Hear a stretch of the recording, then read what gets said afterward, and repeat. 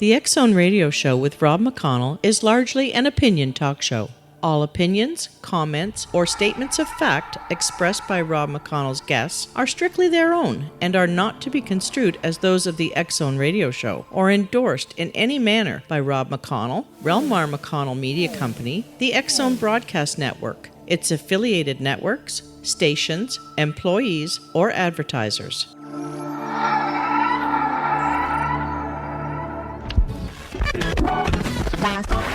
All Hit Radio.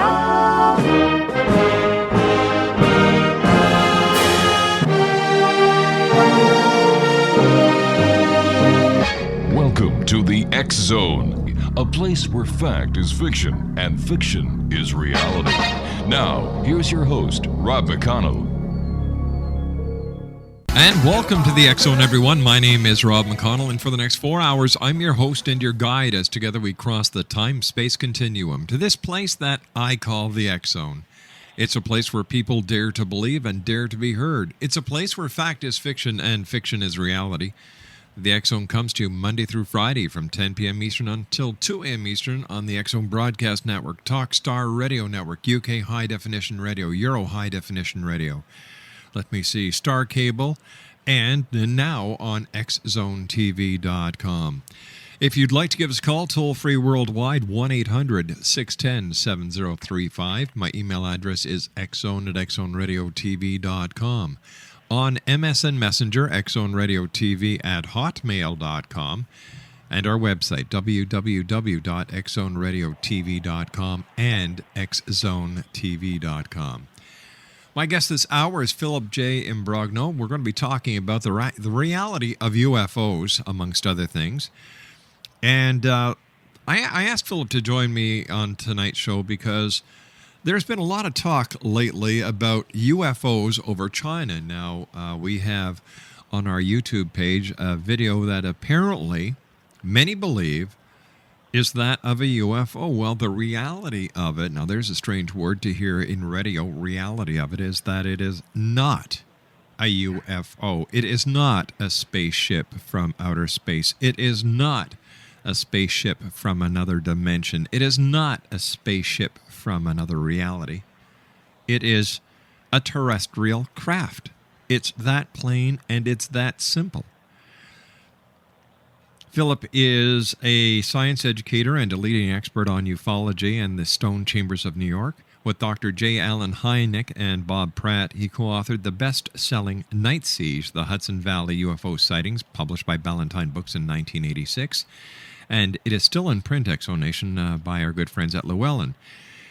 We're going to be talking to Philip on the other side of the commercial break that is coming up on us very shortly about UFOs, about what he believes UFOs are. And I'm going to ask Philip for his opinion on the Chinese or the China UFOs that have been rather frequent in the news, which is totally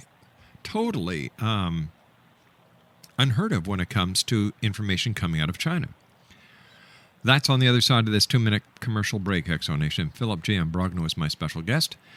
He has appeared on, Oprah, Geraldo, Regis Philbin, and Kathy Live. He's done network shows such as Dateline's NBC. He's done PBS, the History Channel, HBO, and, of course, yours truly, the X Zone, as well as Coast to Coast. We're going to be talking about UFOs this hour, and if you'd like to join us, lines are now open at 1-800-610-7035. That's toll-free worldwide, 1-800-610-7035. My email address, xzone@xzoneradiotv.com. On MSN Messenger, xzoneradiotv@hotmail.com. And our websites, www.xzoneradiotv.com. And if you'd like to watch and listen to the show live from our studios, www.xzonetv.com. My name is Rob McConnell, and this is the X Zone for Wednesday, July the 21st in the year 2010. Philip J. Imbrogno is my guest when we return in 2 minutes here in the X Zone from our studios in Hamilton, Ontario, Canada.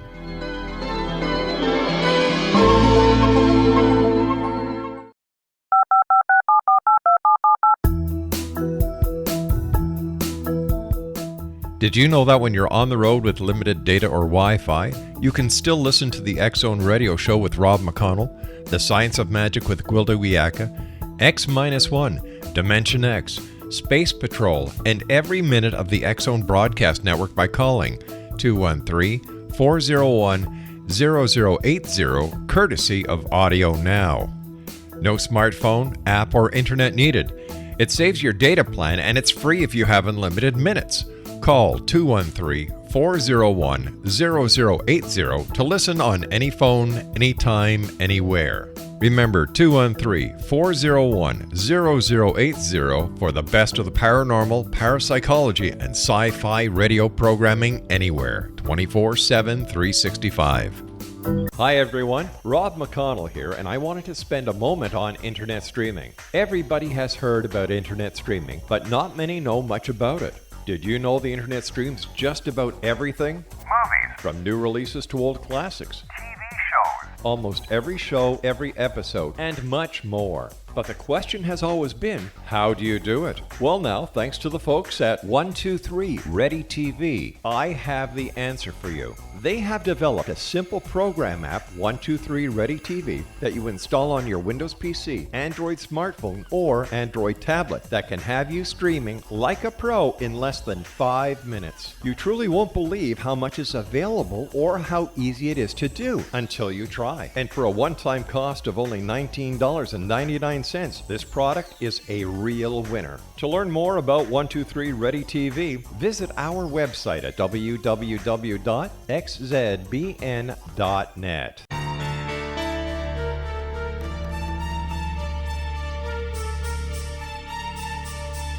Hello, I'm Justina Marsh, and with my dad Pete, we are going to present a new show called Too Good to Be True. Together, we are aiming to discover more truths about this world and beyond. Do you have unanswered questions about the world? Do you ever wonder about aliens, conspiracy theories, or the universe?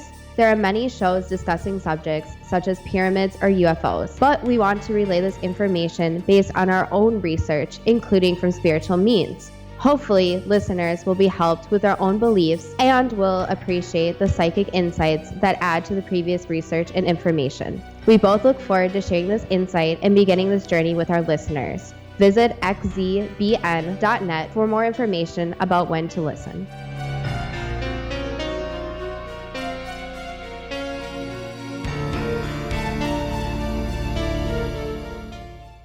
Philip Imbrogno is my special guest to this hour, X-Zone Nation. We're talking about the reality of UFOs. And Philip, always great having you with us here in the X-Zone.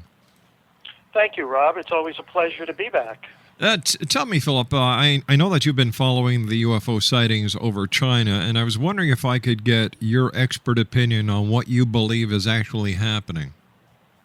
Well, the first thing you have to realize is that it's almost impossible to get information out of China. Mm-hmm. I mean, everything in their country is controlled by the government. The media, everything has to go through a government panel before it's released to the world.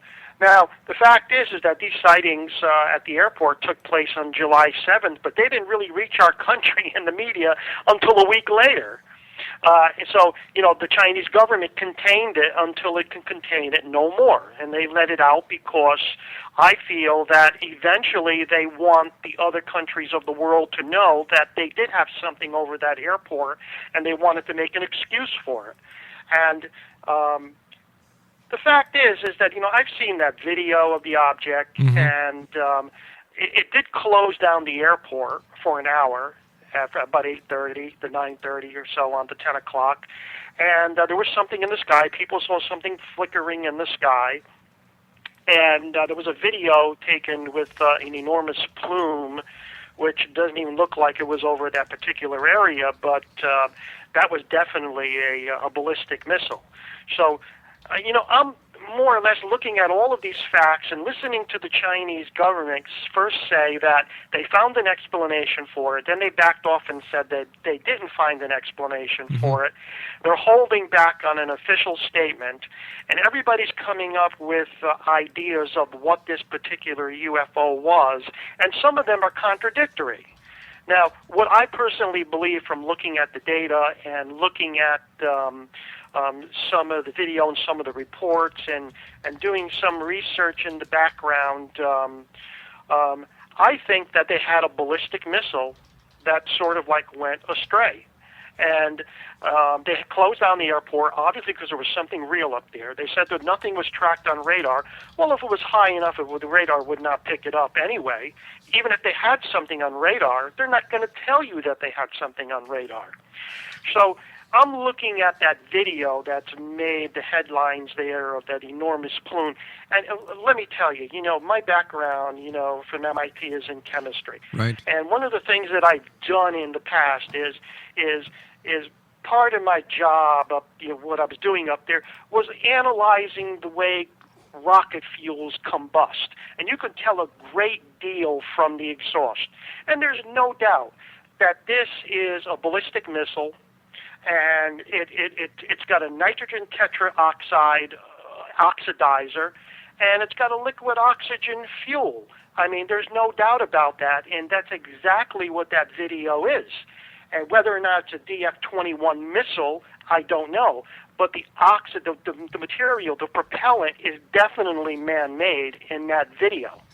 And I think one of their missiles just got astray, and they're kind of embarrassed about it, and they really, want the world to know it was okay. Nothing went wrong, but the missile did go over an area where it's not supposed to be.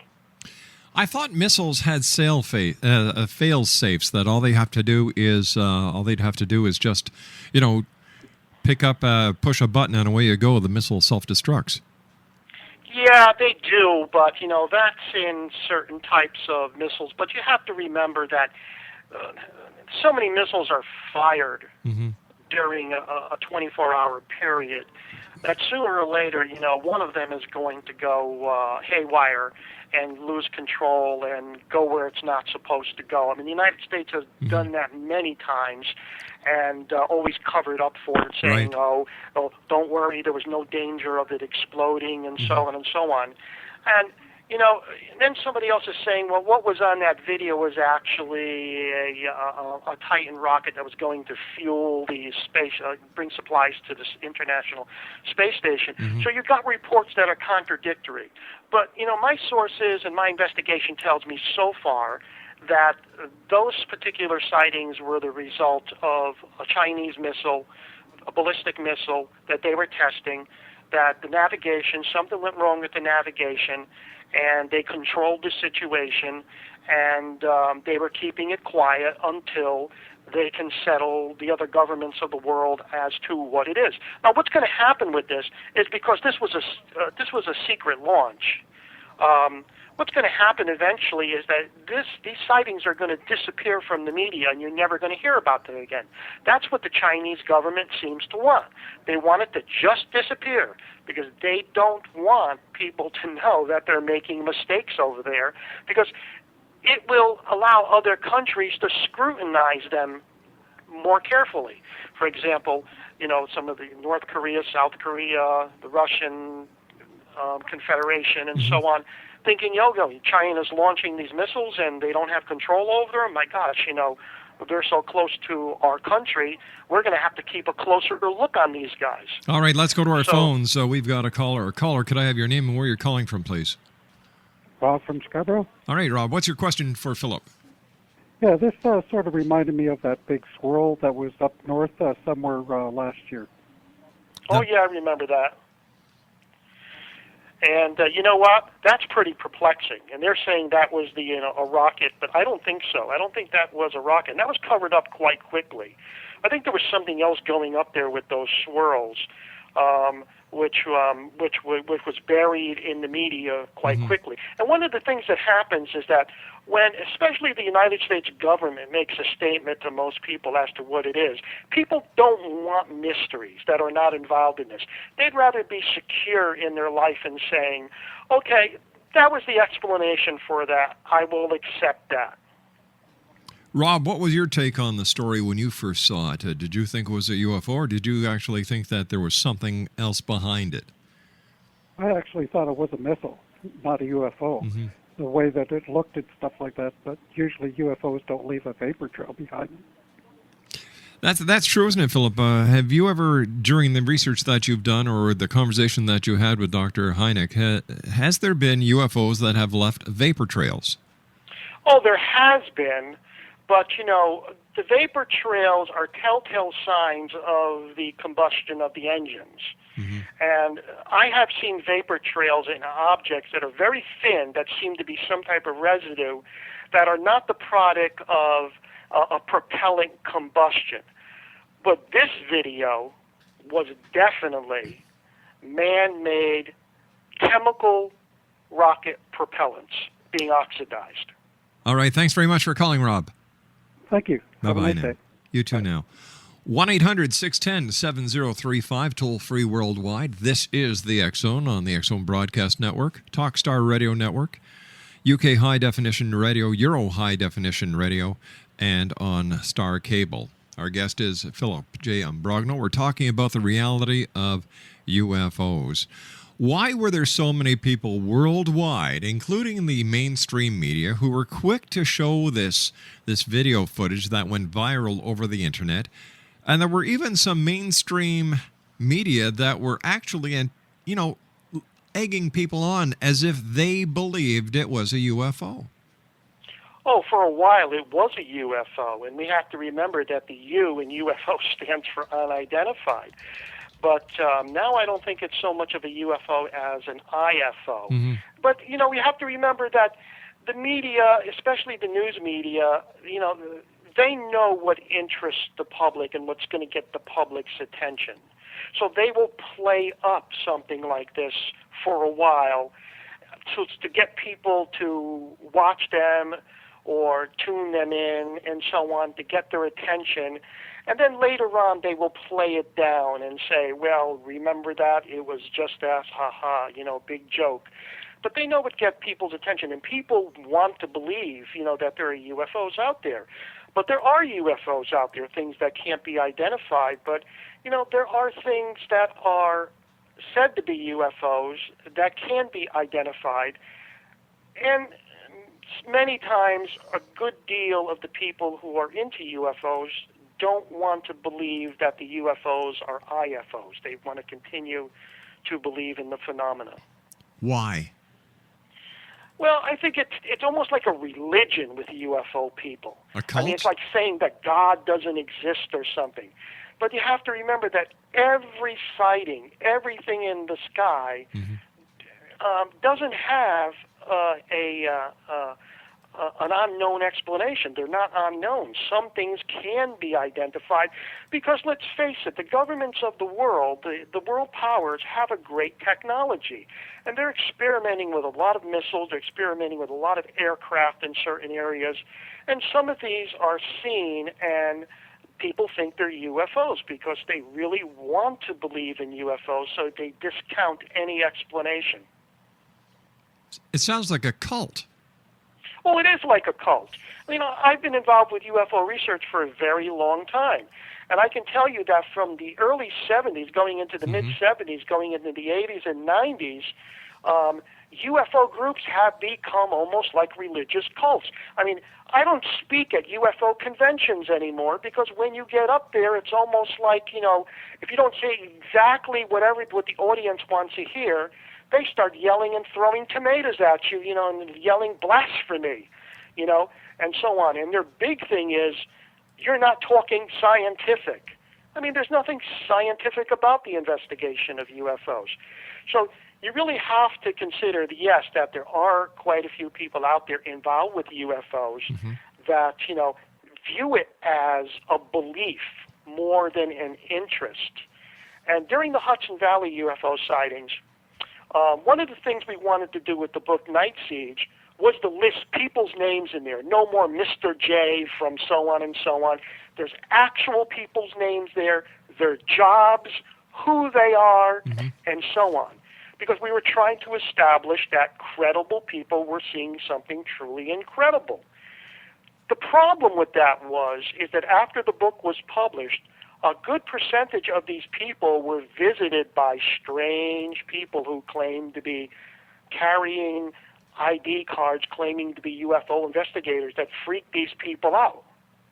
Really? So I mean, so this is what you deal with when you're dealing with the UFO phenomenon. All right, Philip, I've got to deal with a producer who's telling me it's time to take a break. Please stand by for the break with the news. We'll be back on the other side as we continue talking about the reality of UFOs here in the X Zone with yours truly, Rob McConnell. Don't go away.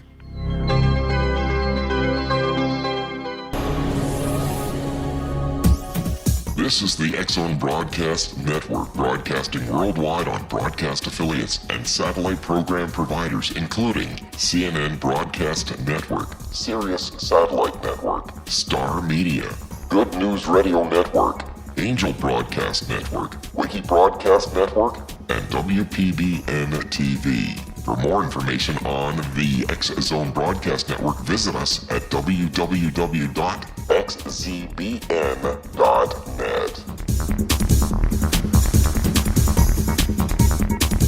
Hi everyone, Rob McConnell here, and I wanted to spend a moment on internet streaming. Everybody has heard about internet streaming, but not many know much about it. Did you know the internet streams just about everything? Movies. From new releases to old classics. TV shows. Almost every show, every episode, and much more. But the question has always been, how do you do it? Well now, thanks to the folks at 123 Ready TV, I have the answer for you. They have developed a simple program app, 123 Ready TV, that you install on your Windows PC, Android smartphone, or Android tablet that can have you streaming like a pro in less than 5 minutes. You truly won't believe how much is available or how easy it is to do until you try. And for a one-time cost of only $19.99, this product is a real winner. To learn more about 123 Ready TV, visit our website at www.xzbn.net. Exonation, Philip Imbrogno is our special guest, and we're talking about the reality of UFOs. Why, before we went to the break, Philip, you were saying that, people who go to these UFO conventions, if they don't hear what the crowd wants to hear, then you're basically booed. But how do they expect the truth to be discovered if they walk around wearing these rose-colored glasses all the time? Well, they don't. I mean, I don't think most of them are interested in the truth. I think they want the mystery to continue because it gives them something to excite for. And like, for example, some people say the greatest part of the mystery is solving it, but also, the greatest part of the mystery that keeps your interest is to keep the mystery going. Without the mystery, a lot of these people would have no interest in the UFO phenomena if they knew exactly what was behind it and so on. You see, many of these self-proclaimed UFO investigators, they have tunnel vision. And they're looking for one thing, alien craft, and they exclude everything else. And this is one of the problems. But also, I had a close association with Dr. J. Allen Hynek, and he told me a number of funny stories that involved the UFO community. And he had some embarrassing cases, too. And we're talking about right now the case in China. And if Dr. Hynek was still with us, I'm sure that he would have been called, like into CNN or something like that, to give his opinion on the sightings. And he would have been very conservative. But, he told me a story once that there were these sightings in Italy. And he was called in by CNN, and he was in the newsroom, and they connected him with Italy, and the witnesses were talking, giving their descriptions of the UFOs in Italian. And they had a translator. And now this was going live on television, and he asked a question. Well, what did the UFO look like? And the witness came back and said something in Italian, but the translation came across right on national TV like a chicken. Wow. It looked like a chicken. And that caused a roar of laughs in the studio, and it went over the air. And he was so embarrassed with that he really never did these live interviews again. So this is some of the things you face with UFO investigations sometimes, especially with foreign cases.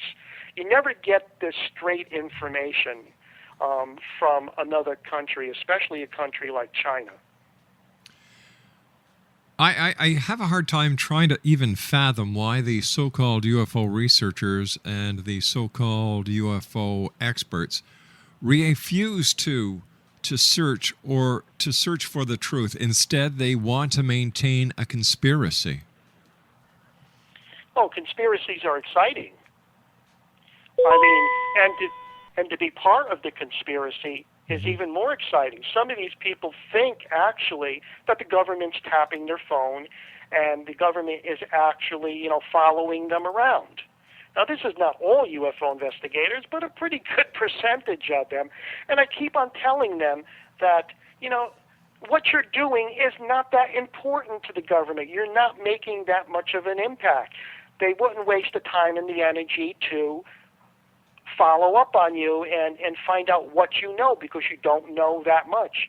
And they find that insulting because they want to feel important enough that they have secret information, that the government's tapping their phone, and so on. I've had a number of calls from people involved with UFO research that were afraid to talk on the phone because they thought the government was tapping their phone because they're involved with UFO research. I mean, although, if there's a case like a dramatic case and someone's involved in it, they may do some monitoring of the phone lines, the mail, email now, and so on, just to find out what's going on in the UFO community in relation to the sighting. But a constant surveillance, I believe, is just not happening. It seems like it's almost paranoia. Well, it is to a certain degree. And let me tell you, some of these people are very paranoid. They're accusing other UFO investigators of being in league with the United States government and being plants. And I was accused a number of times of being a secret member of a secret organization of the government planted in the UFO Society to gather information to report to a secret organization or an intelligence organization. And I keep on saying, no, I'm not. If I am, I'm not getting checks for it. I mean, give me a break. I mean, who am I to do this? But there is that paranoia out there. And it's all part of this conspiracy theory with UFOs that has developed almost like a virus or a cancer that has grown over the years in the UFO community. And people are accusing each other of being government agents, and there's a lot of paranoia, and unfortunately, it goes against the research that's being done. This is why people like me and a number of other people who are involved with research that are excellent researchers really do everything on their own and don't associate with any organization or any UFO clubs.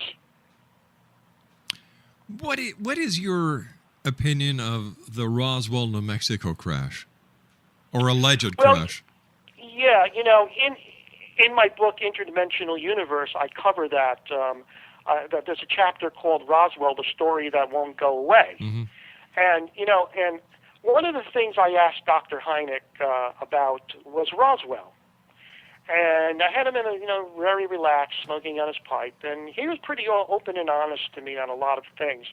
And I said, what about Roswell? And he looked at me and he gave me a look saying, Roswell is a sore that just won't go away.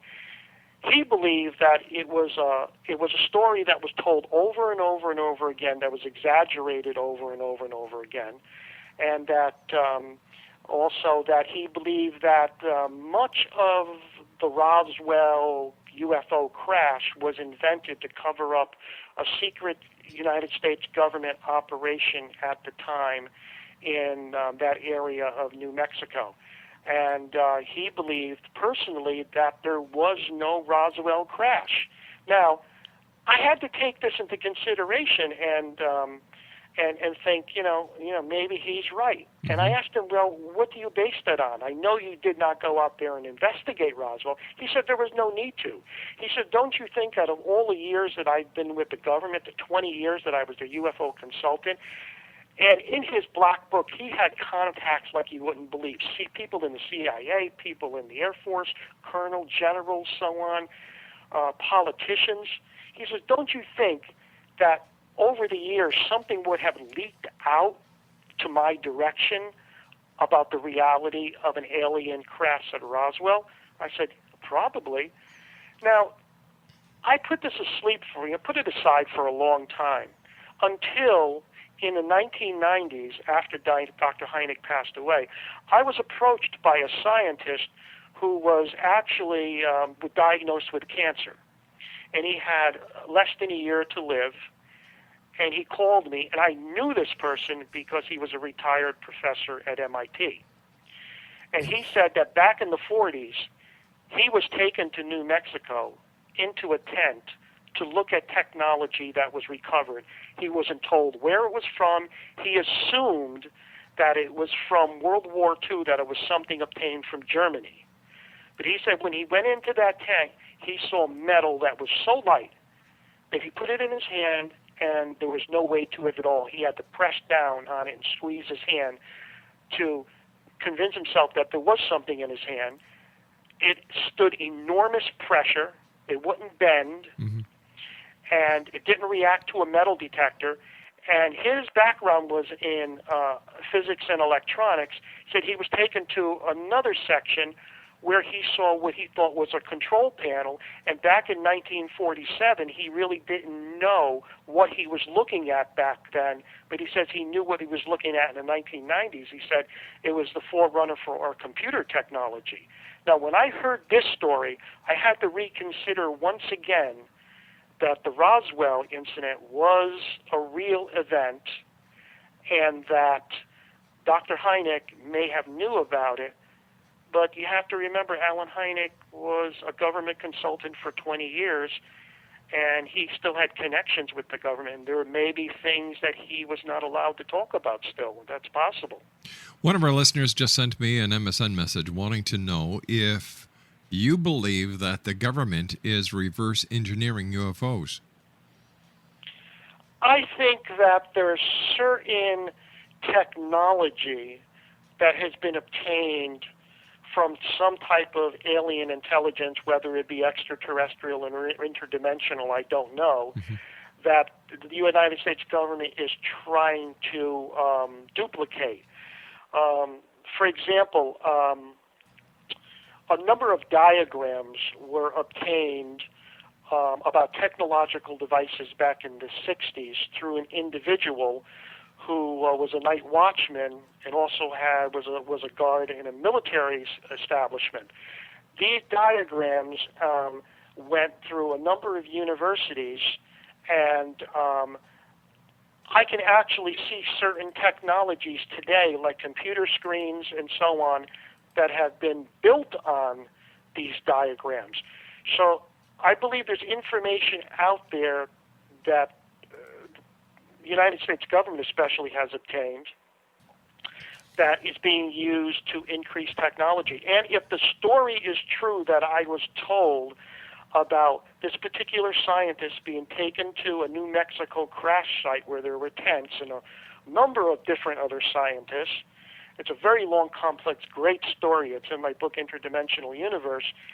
You have to consider, yes, they did capture some type of alien technology, and they did use reverse engineering to build certain technological instruments and weapons that we have today.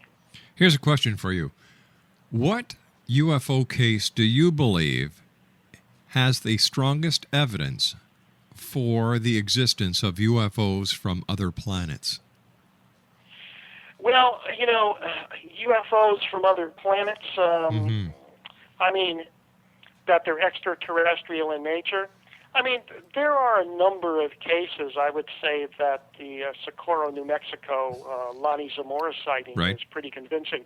And, that when Dr. Hynek said that was one of the cases that the straw that broke the camel's back. That was one of the cases, and a number of other cases were the ones that convinced him that UFOs were real and not the subject of somebody's imagination. Personally, I think the most compelling evidence of the UFO phenomena being real is the Hudson Valley case, because you had so many high-quality witnesses that had close encounters with an object that totally terrified them, people who would not run and scream UFO aliens unless they were sure that they saw something very, very out of this world. Why then do you believe, if all this evidence is out there, all these people are seeing what they believe to be UFOs, that the governments of the world are suppressing the information? Why doesn't the government of the United States or Canada just come out and say, listen, they're here. It's that plain, it's that simple. They're here. Well, first of all, the number of people that wouldn't be able to handle it, they believe, they're admitting that there's something going on that they have no control over. Mm-hmm. The governments of the world, the governments of the United States and Canada and in the European Union, they're supposed to be protecting the people. And I don't think they're going to come forward and admit openly that there is something up there and we have no control over it, people, so lock your doors at night, because if it shows up, they're going to get you, and there's nothing we can do about it. But you also have to remember that when we talk about the government, governments are big organizations. Mm-hmm. I believe there are small departments in the governments of the world that have all the UFO information, and they keep most of it secret to themselves and work on it, and many congressmen and many governors and senators and so on are completely ignorant of what they know. Maybe even the President of the United States is left out of the loop. Stand by. You and I have to take our final break. Always great talking to you, Philip. Thank you very much for joining us tonight here on the X Zone. 1-800-610-7035, worldwide toll-free. If you'd like to send an MSN message, xzoneradiotv@hotmail.com. Email address, xzone@xzoneradiotv.com. And our websites, www.xzoneradiotv.com and www.xzonetv.com, where you can watch the live feed right here from our studios in beautiful Hamilton, Ontario, Canada. Philip Imbrogno and I will return on the other side of this commercial break. So whatever you do, don't go away and don't get abducted by aliens.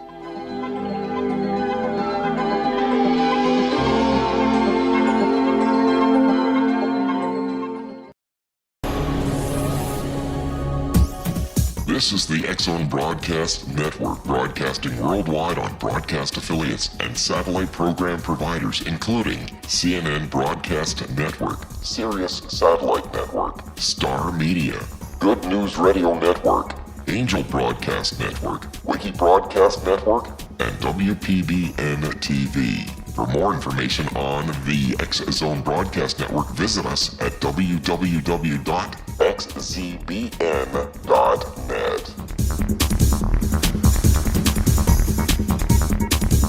Hello, I'm Pete Marsh. With my daughter Justina, we will be presenting the new radio show, Too Good to Be True. If something seems too good to be true, it usually is. But with the help of Justina's amazing gifts, we're going to gain insight into questions that don't yet have complete answers. Have you wondered who built Stonehenge and for what reason? Why are crop circles found in the same region as Stonehenge and elsewhere? Are crop circles a hoax, or are they created with technologies that we have little knowledge of? Who built the pyramids in Egypt and also in other countries? How and why were they built? Was the Titanic switched with the Britannic as part of a gigantic insurance fraud, or for more insidious reasons? What caused the Tunguska event when trees were flattened over an 800 square mile area in Siberia? Will the new insights be too good to be true? Well, that will depend on what you are prepared to believe. Please join us as we start on this journey together. For more information on Too Good to Be True, visit www.xzbn.net.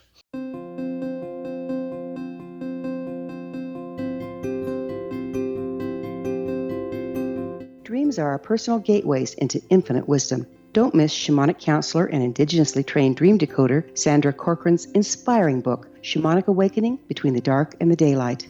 This remarkable work chronicles Sandra's 35 years of experience with diverse wisdom keepers and her initiations throughout the Americas and across the British Isles, Turkey, Greece, and Egypt. Sandy's knowledge of symbology, psychology, and myth influenced her dream blog and workshops. Sandy offers private tarot readings, international journeys, a meditative CD, as well as her book, Shamanic Awakening, to encourage you as you navigate this earth walk, creating a deeper connection to yourself and all that is. Find this and more at Sandy's website, starwalkervisions.com.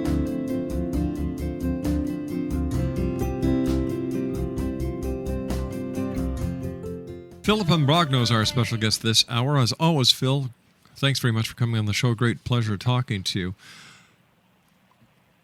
How do people know, or what can people do? How can people justify what they see in the sky that might trigger the automatic reflex of something having to be a UFO from another planet? Are there any little telltale signs that they should look for? There are a lot of most people don't look up to the sky, first of all, anymore. And there are a lot of things going up there that they're not familiar with. People have reported satellites, the planet Venus. They're still being reported as UFOs. I mean, I just got a report the other day. Somebody told me that there was this bright star-like object in the west, and it just hovered there, and it just moved around a little bit, and it stood there for a long time. And I tried to convince them that they were looking at the planet Venus, but they wouldn't accept that they were looking at Venus. And I said, well, just look to see if it's there the next night. If it's there the next night, if it's not there the next night, which you saw, call me. Well, they never called me, so it must have been the planet Venus. But, I mean, lights in the sky, you really can't tell what they are. But if you have a close encounter, something comes right over your head, the size of a football field or something, which there are reports of, you'll be convinced that you saw a UFO. But otherwise, nocturnal lights in the sky are primarily not even investigated anymore, because they could be anything with all the satellites up in orbit and junk. Do you think that the government of the United States is currently conducting a covert investigation into UFOs? Oh, I'm positive of it. I mean, because back in the 80s, during the peak of the Hudson Valley UFO, I was contacted by the Air Force, and they were collecting information about the sightings, and it was obviously they were very concerned about the sightings. And I was on the phone with a major from Massachusetts, and he was collecting information from from a higher source, and there's no doubt. I mean. Obviously, the Air Force says officially they stopped collecting UFO reports in 1969. So why is this fellow calling me in 1984 interested in UFOs for the United States Air Force? I mean, they are still collecting information. There's documents that proves that the intelligence organizations in the United States, especially naval intelligence, is still actively involved with the collection of UFO reports and the investigation of UFO reports. As always, Phil, as I said, great having you on the show. Look forward to the next time when you're on with us. Thank you for being you and for all the great work that you've done over the years, and keep it up. You're welcome. All right. Philip Imbrogno has been my guest this hour, Exonation. He is the author of several books. They're available by going to Amazon.com or checking out Llewellyn's website at www.llewellyn.com. I'll be back on the other side of this commercial break after the news at the top of the hour at 6.5 minutes past as the X-Zone continues live and around the world from our studios in Hamilton, Ontario, Canada. Don't go away.